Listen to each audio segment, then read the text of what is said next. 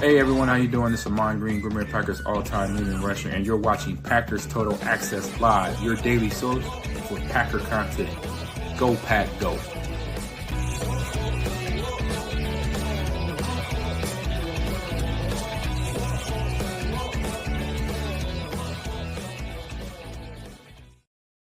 What's up, guys? Welcome into Packers Total Access. My name is Clayton. You can check us out on packernet.com. Find me on Twitter at Packers_Access, live on Facebook, YouTube, X, Rumble. Join alongside Tim in Green Bay. I'm in Tennessee, down here in Redneckville, USA, here to talk some Packers. Beautiful thing about the interwebs, you can be anywhere on the face of the planet and connect and talk about the team you love. Tim, how you doing today, bub? Doing good, man. Happy to be here talking some ball, man. This is going to be great. We're, 11 days away from camp, something like that? Yes, sir. It's right around. Baby, we got it. We're there. We made it, It's pretty much all but done. We're trying to cram in all the chalk talks now, obviously, getting all the film study in before we get into training camp. Because once training camp kicks off, gang, it's just going to be reporting from training camp every single day. That's going to be the goal, looking at the position battles and all the matchups we got there. And then, Tim, we're going to literally – 1 week into training camp, we're going to be talking family night, then a preseason game, another preseason game. Man, it's going to be wild. So yeah, and before you know it, it'll be week 1, and we'll be celebrating that dub over the Lions. That's how we do. And if this is your first time tuning in to PTA, welcome. We go live daily talking Packers. This is something that happens 365 days a year for the most part. We talk. It just depends on what season it is. If it's draft time, we're talking NFL draft. We're talking prospects. We'll probably do a college football preview here pretty soon and do it through the lens of the Green Bay Packers. All right, who are some of the top prospects that you can kind of look out for during the college football season? We're going to jump right into training camp. We'll be giving you daily updates, going live daily. So make sure you hit subscribe, like the stream, all that good stuff. That way, make sure you turn the notifications on so you don't miss any future podcasts or live streams that we do. So tonight, Tim, we're going to talk a little Packers Lions. I thought let's kind of step back. It's obviously the team that we're looking to unseat there from the top of the NFC North. So we'll just kind of compare lineups real quick. Yeah, that guy right there, right? We'll also talk a little Jayden Reed and hit on an article I put together earlier. There were several people reporting on some of his numbers in terms of deep throws, and it kind of got me thinking a little bit, and then we'll bleed that right into Christian Watson chalk talk. So we got a lot to get into. Now, I want to say this. I want to give a shout out to a very good friend of ours, Trucker John. For those of you who don't know Trucker John, Tim got a chance to meet him at the draft.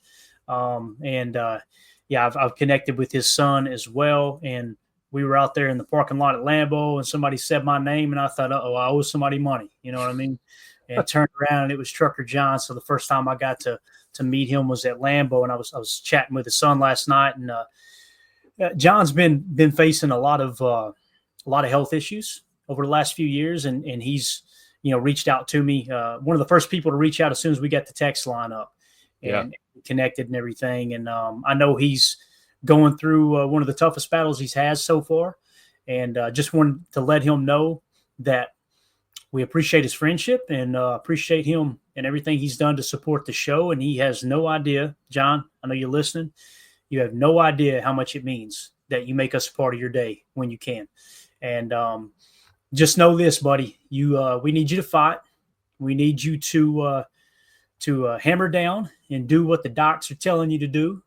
And we need you for this football season, bud. So do everything you can to get yourself healthy, all right?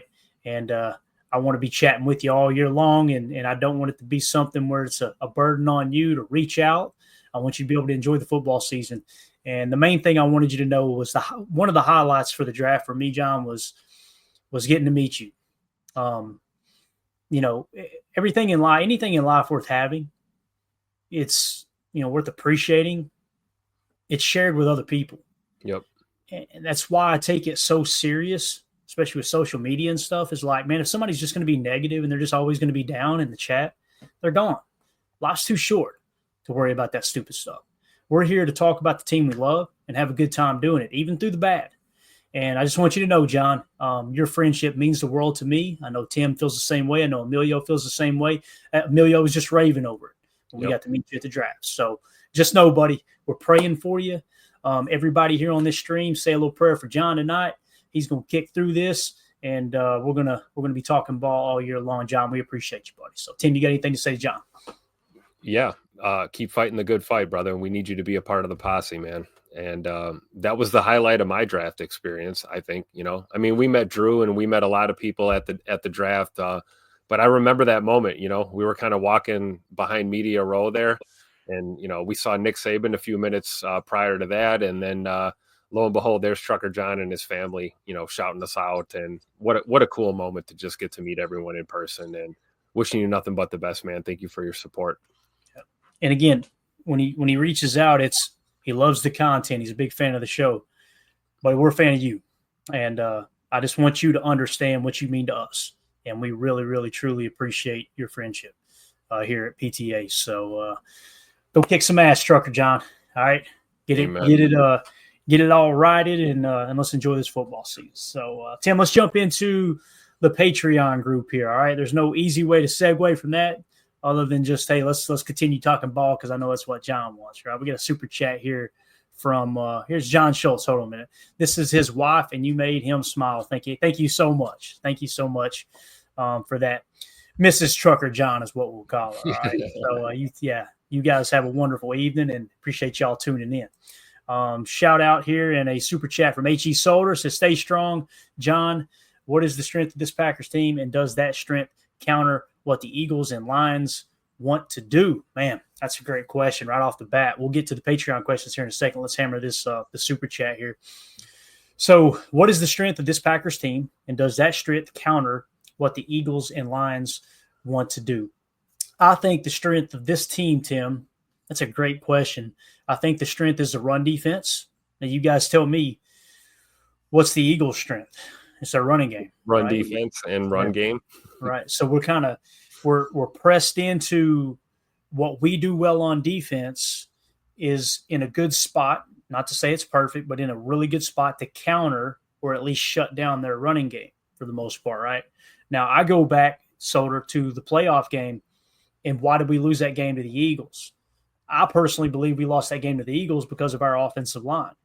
And then lo and behold, what do? We go out and we sign Aaron Banks at left guard so we can kick Elton Jenkins to center and go ahead and part ways with Josh Myers. Your offensive line got better. You also used a second-round pick, which many fans were upset about. Use a second-round pick on Anthony Belton to shore up that offensive line. And, Tim, it's almost like you're getting an extra draft pick with Jordan Morgan. You know, Jordan Morgan now being fully healthy and going to come out this year as well. So I think we did a good job addressing what we needed to, right, to kind of press into beating teams like the Eagles and the Lions. And, again, our strength is our run game too. It's our run defense and our running game, our run offense, right? And now if Jordan limits the turnovers, this is a recipe to beat both of those teams. It really is. Then you got to go out there and do it, obviously. What do you think, Tim? You differ there? You got another answer? What do you think? No, I would agree with that 100%. And I'd even take it one step further and say, one of the strengths that we really have is, Matt LaFleur being willing to press into the run on offense. We talk about the razzle dazzle, we talk about the shot plays and, the type of offense that he likes to run. But what we saw last year was, Tupac LaFleur is not afraid to just run right through a MFer's face, as we say, right? And sometimes even in this passing league in the modern era, sometimes a really strong smash mouth running game is exactly what the doctor ordered. And I think that's a strength for this team, is that Matt's willing to go there. And like you said, Clay, we've got the running back room to do it. Hell, we got receivers that can carry the ball as well. So I think it is it's definitely a strong point. Our run defense is making steps forward, and the run game on offense is, definitely one or two steps ahead of where it was a couple of seasons ago. So I'm pleasantly surprised and happy about that for sure. Yeah, definitely. And again, Solder, thank you for the super chat. We'll just continue this conversation. We'll get to the Patreon group here in a minute. So let's start with the Lions. He was asking about the Lions and the Eagles, obviously. We kind of hit on the Eagles a little bit. Let's look at the Lions lineup here, our offense versus their defense. All right. So when you kind of look at the matchup up front, they obviously – now, listen, this may not be their starters. This is kind of the projected starters according to PFF. But Aiden Hutchinson looks like he's going to be fully healthy. Dude's a game record. That's a Tuesday player. And what we mean by that is a player that you got to go out on Tuesday and you got to allocate every resort, every minute of extra time on your coaching staff to put together a game plan to stop him from wrecking your day on the football field. Now you got McNeil there at the defensive tackle spot next to Aiden at a 79.6. Now I want to say he's coming into this year injured. We kind of talked about this a little earlier in the offseason. Somebody check that for me in the chat if you don't care. Let us know. McNeil, am I thinking wrong that he's going to start the season most likely on PUP? I was thinking it was him. And then it was one of those guys, right? One of the interior guys for Detroit. For sure. And they went out and got Tyleik Williams in the draft. Obviously, they're 28th pick there in the first round. Tyleik Williams, one of the guys that we really liked on our draft board. I'm not going to sit here and all of a sudden pretend like he's trash because we didn't take him because a division rival took him. I was excited about Tyleik Williams. Now, a little more of a run stuffer, but listening to Greg Cosell talk about him, someone that can be effective in rushing the passer if he's put in a position to do that. So when you look at the front four, Davenport, 53.9. Tyleik Williams hasn't played a snap yet. McNeil, 79.6. And then, of course, Hutchinson was the top-graded edge defender. So you've really got to account for McNeil and Hutchinson if indeed McNeil is on the field. It looks like Chris the Cash Win says McNeil has an ACL. Any idea on his return? There we go. Ron Sample, thank you, Ron. Man, the chat is awesome. Ron Sample says McNeil ACL December, so scratch him off. So they're a little weak in the middle, Tim. They went and got a first-round pick in Tyleik Williams. However, you got to prove it at the NFL level. So I feel better about where we are this year. We shored up the offensive line like we talked about. You add Banks, 65.4, the 33rd highest graded guard in the NFL last year. Keep in mind, and to be a starting caliber, you're in the top 64. He's sitting at 33. He's right on the cusp of a number one guard, right? Yep. They're showing Jordan Morgan starting at the other guard. We'll see if he beats Sean Ryan out or if indeed there is a position battle between Jordan Morgan and left tackle Rasheed Walker that could kind of shake up the guard position. But Tim, McNeil, I don't root for anybody to get hurt, but McNeil being out till December, that helps. In the middle. You got a rookie that hasn't played a single snap in the NFL right there at Tyleik Williams. Aiden Hutchinson, everybody's just going to pretend like, he'll come back better than ever. Man, that was a nasty injury. Now, if anybody can do it, it's Aiden. Aiden's a dog, don't get me wrong. But I feel good about how we face up against our front this year, Tim, without their defensive coordinator, bro. Yeah, exactly. Don't forget that, right? Big changes, in the coaching room there in Detroit. And I think it's very, very well said that, you can talk about McNeil being, out for a while, and you can talk about Hutchinson and these guys, Tyleik Williams, being a rookie. But at the end of the day, we got to prove it, right? This is not a reputation league. I will tell you this, though. Aiden Hutchinson, 94.9, still first out of all edge in the National Football League going into this season, regardless of completely destroying his leg last year. I mean, you talk about a nasty injury. You're right, Clayton. If anyone's going to come back as good or if not better than he was before, it's Aiden Hutchinson. And I believe he's slightly ahead of schedule. I think he's been ahead of schedule throughout the whole process. So he should be pretty much a full go, I think, by week one. So Zach Tom better prepare for that matchup against the Lions at Lambeau week one. But I will also agree with what you said about our O-line. Whether it's Jordan Morgan there at right guard or Sean Ryan who wins that spot. I don't know what the PFF grade was for Nacho Libre last year, but I'm assuming it's somewhere around that range, probably low 60s, mid 60s at best. You feel really good about your O-line across the board. I don't see any red. We only see one orange, which is a question mark because Jordan Morgan has kind of been, banged up off and on, not really available since we drafted him. So this could prove to really be, the year that we see our O-line take that huge step. Big E going to center. You got Banks at left guard, and then, like you said, the competition at right guard. Everything else is pretty much set. So I feel really good, at least in the trenches, about how we match up with the Lions for week one. Yeah, and again, man, it's because of injury. They're weaker on the defensive front. We're stronger on the offensive line than when we faced them last year. There's no denying it. There isn't. So when you look at their secondary, now listen, they got some dogs back there. Kirby Joseph cannot stand to do, but he was He was arguably the best safety in the league last year, 90.7. Brian Branch, the one that I was really, really crazy about going into the draft that year and got roasted by Packer fans saying he's too small, 83.7. Of course, you got Campbell at linebacker at a 78.7. He is the 10th highest graded linebacker. So when we talk about the positions of importance, you guys know how I speak about this all the time. Aiden Hutchinson, tier 1, dog, right? Yep. Defensive tackle is going to be Tyleek Williams. Those are your 2 tier 1s. So you got a rookie, an unproven rookie, and then you got your edge defender. Now, at tier 2, you got your Mike Backer and Campbell, 78.7, pretty solid. Then you got Kirby Joseph at safety or Brian Branch if you want to rotate them in and out, 90.7. They are solid. Don't sleep on Anzalone either. That guy's no punk either. Both linebackers in the middle for Detroit, legit. If you were to look at their weakness, to me, it's probably their cornerback room. They picked up DJ Reed in free agency, if I remember correctly. Yeah, right there. They picked him up in free agency. Terrion Arnold has been underwhelming, to say the least, right? Yeah. So you notice who they got lined up over him, too, at the Z is Golden. Right? Oh, man. Let's go. 220 yards, 3 tutters. Let's go. Yeah. That's going to be a fun little matchup there because Terrion Arnold was one of the top corners in the draft the previous year. Now his one of the reasons why his PFF grade is so low, if I remember correctly, too, he was a penalty machine. He was constantly getting called for pass interference and everything. So that's just kind of a quick glimpse into our offense versus their defense, 11 personnel versus their nickel. Now let's go to our defense and their offense. All right. Now notice Ragnow is no longer in the lineup, right? So you've got an unproven they got Glasgow starting there, but Ratledge was taking a lot of the reps in minicamp at center. So other than that, what they're showing at offensive line from left to right is Decker 77, Mahogany 91, albeit it was minimal snaps. It looks like. Let's see how many snaps.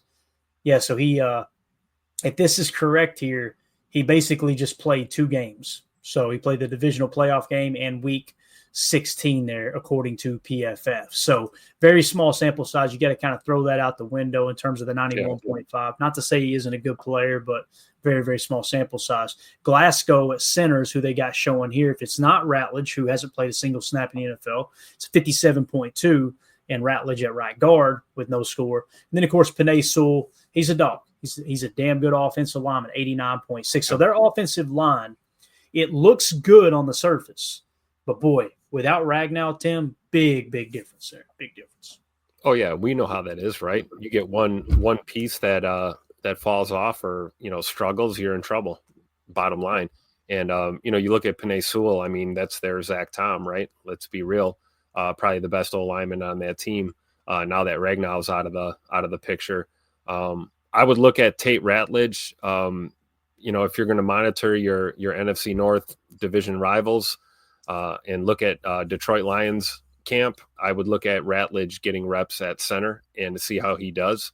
I think it would make sense for them to try and get him at least well versed as he can be with their offense, whatever they're trying to do this year with a new OC, and possibly take that starting center spot as a rookie and then continue to develop going forward. But I'm with you, Clayton. I think on the surface it's like, hey, they look legit just like we do. But there are, a few spots there, potential for some holes.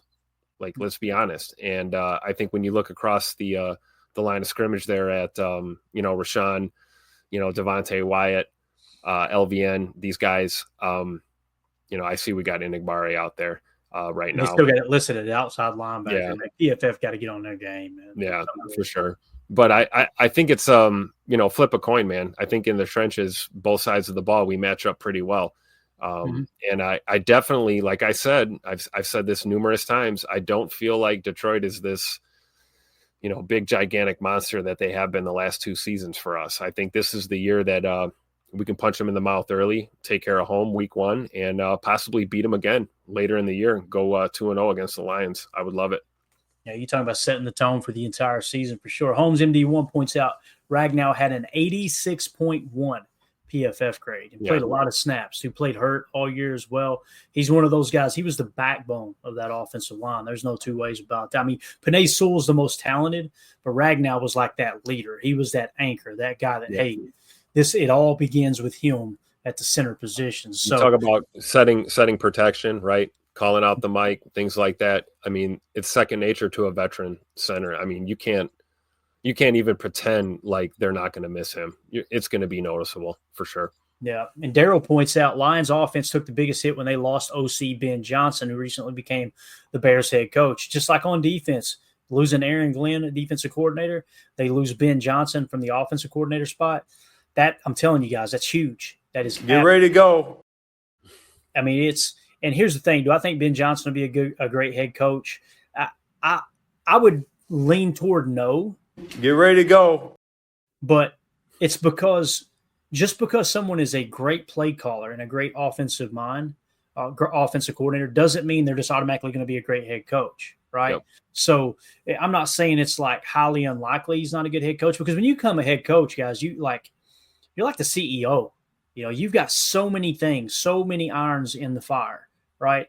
And most of these guys, like Matt LaFleur, when he takes the job, he's a play caller.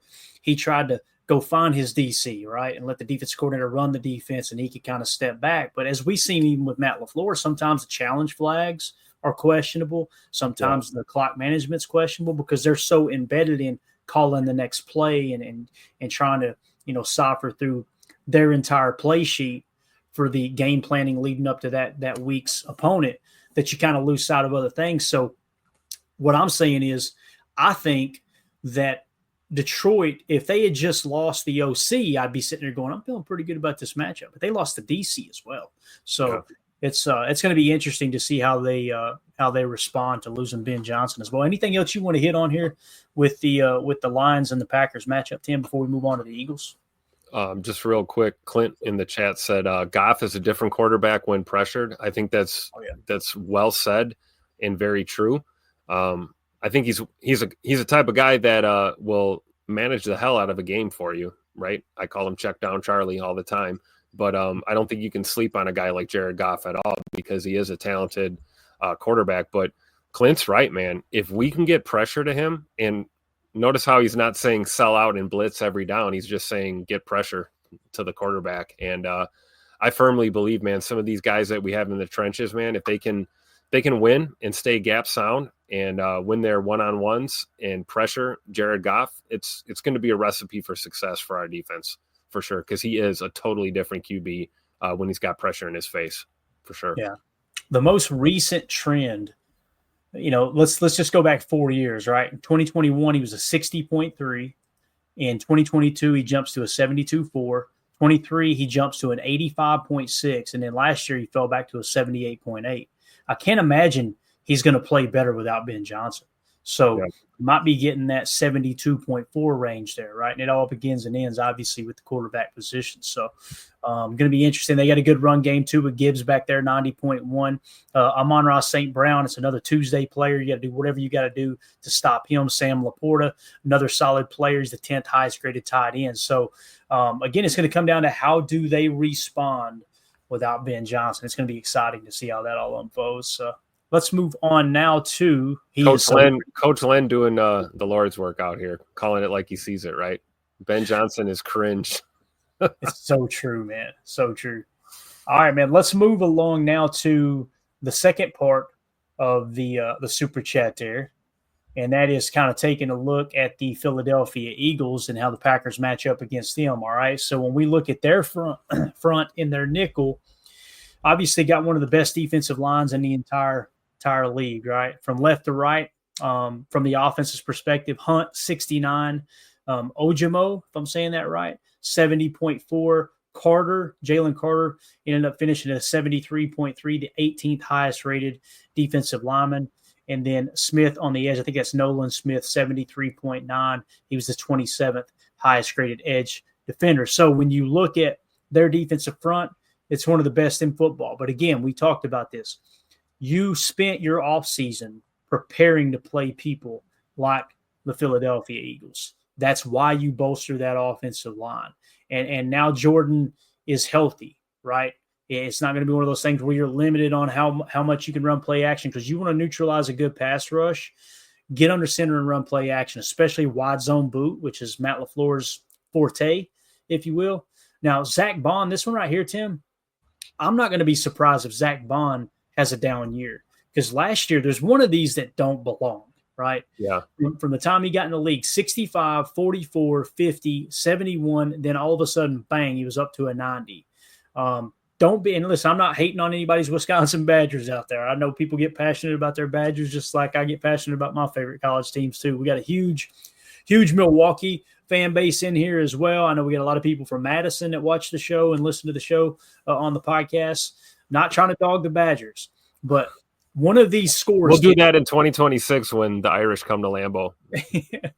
One of these scores does not belong. And I personally believe it's the 90.2 from 2024. Now, he's obviously in the middle of that defense. I think he was recently playing edge or kind of a hybrid type backer. And then last year they actually put him at stack backer and he really excelled.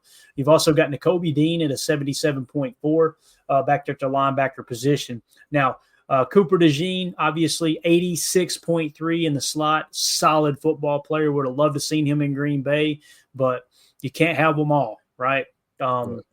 So on the other side, you got Ringo, seems to be the weakest link at corner, 65, which isn't bad, just minimal snaps it looks like. And then Quinyon Mitchell had an excellent year as well, 78.2. He was our highest graded corner, if I remember correctly. Yeah, we had him. We had Quinyon Mitchell, Kool-Aid McKinstry, Nate Wiggins, Terrion Arnold, Cooper DeJean, and Ennis Rakestraw Jr. is who we had at our top cornerback positions the year that they came out in the draft. So, Tim, what do you think about this, man? Again, we kind of like the Lions talk. We built up this offensive line to handle people like the Eagles, and give us a better shot at it. You got to run it through the filter of, do we have a better chance of beating the Eagles this year than we did last year? Yes. And I think the answer is yes, because they lost Milton in the middle, right? And there was somebody else they lost too. Like they had several departures. So I feel a lot better. Yeah. What are they going to be without Oren Burks? It's a good question, Tim. I'm not being serious, but I know but clearly though, I mean, looking at the trenches, like Jalen Carter is going to be a problem, right? He's going to be a problem for any team that he faces, which, looking at our O-line, it makes me feel good about Big E making that step over to center. We got Aaron Banks at left guard, right guard to be determined. Hopefully it is Jordan Morgan or Sean Ryan. I think it's probably going to be one of those two. But either way, man, you're going to have to run some tandem blocking to account for Jalen Carter in the front. And then looking at PFF grades, like, again, not a knock on Bucky and the Badger fans out there and Zach Bond, but there's no way he's the best linebacker in the NFL. I refuse to believe that. I do think that this may be a year that, I don't know if you see a regression, but I think he may come back to earth, so to speak, compared to last year. And honestly, the same with the great white hype, Cooper DeJean. A lot of Packer fans were pissed that we didn't draft him. He balled out his rookie year, taking nothing away from him, but ranking him the number one corner in the NFL it's a bit lofty for me after just 1 year. So I do think this is the best opportunity we've had in recent memory to go ahead and beat Philly with the lineup that we have, the staff that we have. It's a new year. It's not 2024 anymore. What you did last year is irrelevant. Yeah, you're the defending champs, but we don't care. It's a new season, new dawn, new day, right? Yep. And we're feeling good. So go Pack, go. And again, when you get down to the nitty gritty and say, okay, why did we lose to the Eagles, right? Why did we lose to the Eagles? Coach Lynn hammers it here. If Nixon does not fumble, who knows how that game will go. And if Fitzpatrick makes his block, Keyshawn doesn't fumble. That's all I got to say. If Nixon does not fumble that football, we don't fumble the opening kickoff and give them a short field to score a touchdown. Imagine if Green Bay had went down and scored a touchdown. That game unfolds totally different because now you really take them. I don't want to say you take them out because it's really, really early in the game, but you give them a reason to steer away from their running game, which is Saquon Barkley, right? And it's one of the strengths we had anyway, and force Jalen Hurts to beat you through the air. I think Jalen Hurts threw for like 140 yards or 150 yards, if I remember correctly. It was something. I know he had it was one of those things that we shut Saquon down to a certain extent in terms of yards per carry. When you look at the overall yards, it looks worse than it actually was. But that fumble and then 3 interceptions. Now, one of those interceptions, I will take it to my grave saying I understand why Jordan threw it. Single coverage on Tavion Wicks, man up. Saw the numbers. Jordan saw the numbers. Back to the ball. Let's just give you guys a shot. Dontavion's got to do a better job of going up. And if you're not going to catch it, at least turn into a DB and bat that thing down. But you can't lose a turnover differential. You can't fumble the kickoff, right? And here's the thing about Keyshawn with that. What makes Keyshawn a great returner is he's fearless. He will just cut right through the middle of a bunch of people, right? And he's not scared at all to take a lick. Tim, I understand they missed a block, but you cannot run with your face first into a pile of people like that and expect to run the football. You know what I mean? So we got to shout out Braden, though, because this is a great point. I almost forgot about this. If this was called the right way, let's not forget how it ended up. Despite getting rocked and coughing it up, he fell on that football and secured it.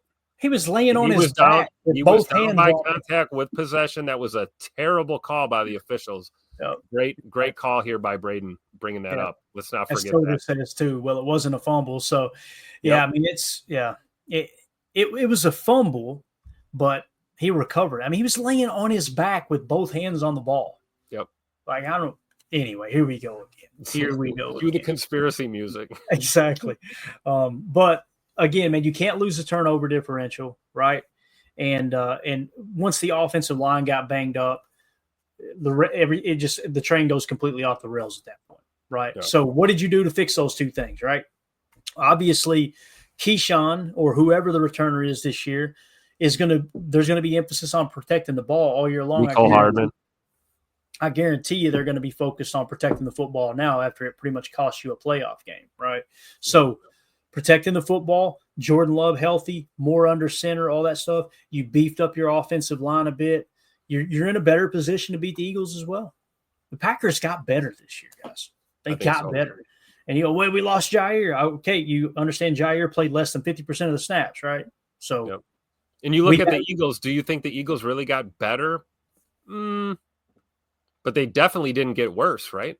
Yeah, I don't know enough about what they did in the offseason, to be honest with you, Tim. We'd have to pull up a separate, you know what I mean, like additions and subtract. I just remember them losing a few people. Like, yeah, I remember Milton because everybody's like, we need to sign Milton. I'm looking at it going, oh, I mean, he's good, but again, you overpay for great, not overpay for good. Hey, you know? Yeah, and we lost a few guys too, right? Mm-hmm. You know, Jair's gone, right? We've made some changes. We got a new center.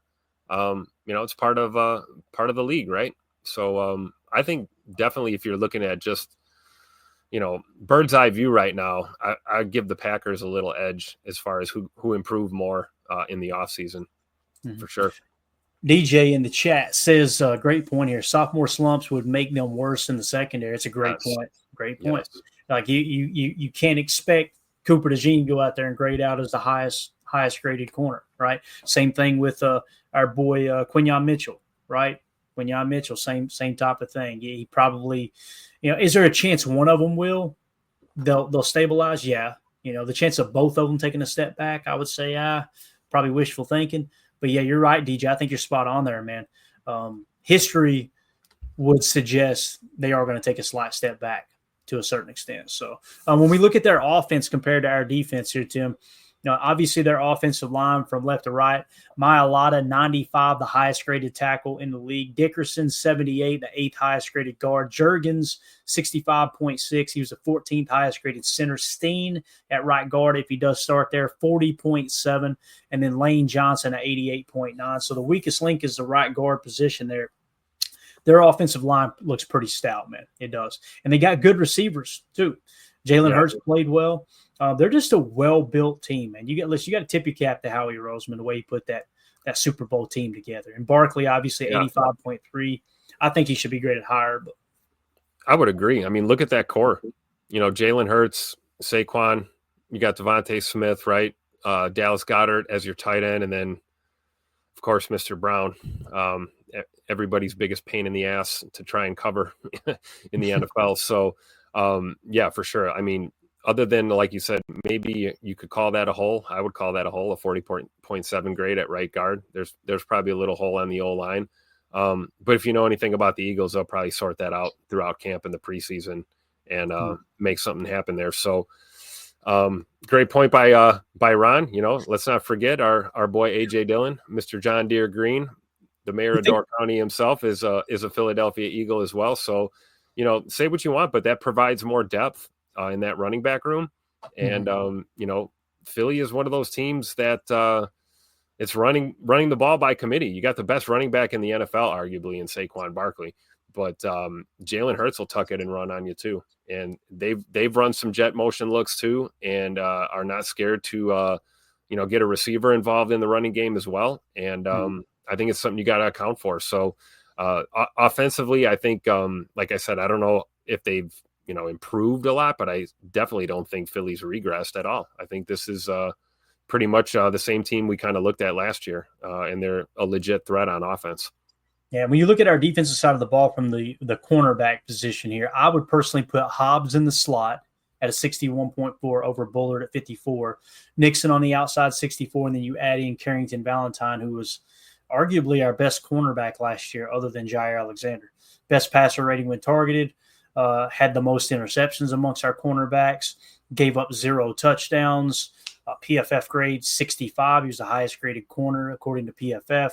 So I would put him in place of where Hobbs is here and then put Hobbs in place of Bullard in our nickel defense there. And again, I think Devontae Wyatt's got a chance to take a step forward this year as well. Kenny Clark graded out of 60. They had that foot injury. We talked about that. It basically hurt his toe, his foot week 1, and it was injured the entire year. If we get somewhere between 65 and 75 out of Kenny Clark this year, Tim, maybe 3 or 4 sacks, the defensive front's going to be better too. So Edgerrin Cooper, I think this dude, man, I can't wait to do his chalk talk. We'll do it either tomorrow or the next day. It's going to be a blast. We've got it queued up. I had to cut it down, Tim. I came away after watching the tape. Plays, right? After watching the tape, I had picked out 33 plays. And I'm like, okay, we can't do this. We cannot do this. I want to say we settled in at like 20, so we'll have to go rapid fire when we do it. But it's going to be a blast, man. So I agree with you too about the nickel coverage. I'd put CV out there and put Hobbs in the slot. Even though Bullard's strong point is playing the slot, if you're just judging off the tape from last year, it's not a knock on Bull. Definitely one of my favorite picks from last year's draft for sure. But I just think that even him, being stronger in the slot, I'd still like to see Hobbs get that look first. And you feel really good about Javon Bullard being your number 2 slot defender, right? Yep, definitely. Yeah, you got a guy who's got a lot of experience. Well, and we just had it pulled up. When you look at the snaps he played last year, my goodness, man, he played 361 snaps in the slot, 259 at free safety, and then he played in the box at safety 169 snaps. Yep. So, you got a guy. Now, listen, he played much better in the slot than he did safety. I'm going to say that until the cows come home. But look at the safety room he's in, though, right? I mean, right. It's hard to look good when we got X back there. You got, Mr. Williams. I mean, it's tough. It's nice to know that Bullard can play both slot and safety, but him being the backup slot, and then in my opinion, you having Zane Anderson and Katano Ladapo backing up Evan Williams and Xavier McKinney if they were to break a shoelace, something like that. That makes me feel a lot better about the defense there, bringing back Zane Anderson the way that Goody did. So there you go, though, guys. There's just kind of a little glimpse into Packers versus the Eagles. And again, trying to think, Tim, that's a little later in the year when we play the Eagles. Let me pop this up here real quick. Week 10, Monday, November 10th. Monday Night Football, November 10th at Lambeau. Shout out to Bates. I believe Bates is going to be at that game celebrating the Marine Corps' birthday and a Packers victory, hopefully, on Monday night. You think he'll have a daddy soda or two? I'm thinking or two for sure. I bet he does too. So, we got, again, the Lions week 1, 4:25 kickoff, 3:25 Lambeau time, obviously, there in week 1. And then we got the Eagles week 10, like Tim was saying, Monday Night Football at Lambeau. And then you're coming back week 13 at Detroit, Thursday night on Amazon. No, it ain't Amazon Prime. You know what that is, Tim? What date is that, Tim? Can you look that up for me? Week 13. 13. It's showing a 1:00 kickoff on a Thursday. Is that a Black Friday game? No, that's Thanksgiving Day. So it's That's Thanksgiving Day. Yeah, and it'll be on Fox. So it will be on 5. That's what was throwing me off. I'm like, is that Prime at 1:00? Yep. So 1 there you p.m. go. Eastern, 12 Central. Yeah. An old tradition of Detroit hosting Thanksgiving football. How many times did John Madden Oh call yeah. the game? You know, if the guys will be wearing the Madden patch. It's going to be awesome, man. What an environment, man. Think about that. We open up the season with Detroit at Lambeau. Then we come back. We got Monday Night Football Week 10 against the Eagles. And then you got at Detroit Thanksgiving football before the turkey coma hits. Are you kidding me, man? That's early enough where you're still awake. That 4:00 kickoff, boy. I'm over there snoring on the couch trying to open one eye and take a peek. I love that they gave us a little freebie there in between too, right? You know, go to New York and play the Giants. You know, that should be a little. That's basically a glorified walkthrough, getting ready for your next game, right?